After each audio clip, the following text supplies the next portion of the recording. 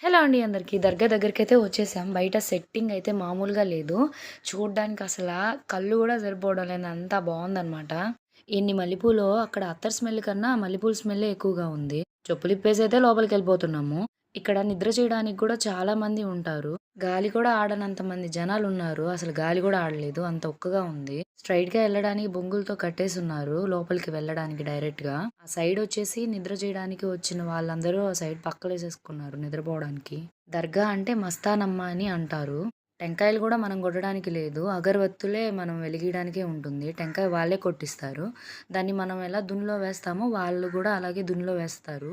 ఇక్కడ హుండీలు జూసారా ఎలా ఉన్నాయో? ఈ స్ట్రెయిట్‌గా ఎళ్లి అటు సైడ్ తిరిగితేనే ఆ మస్తానమ్మ సమాధి వస్తుందనమాట.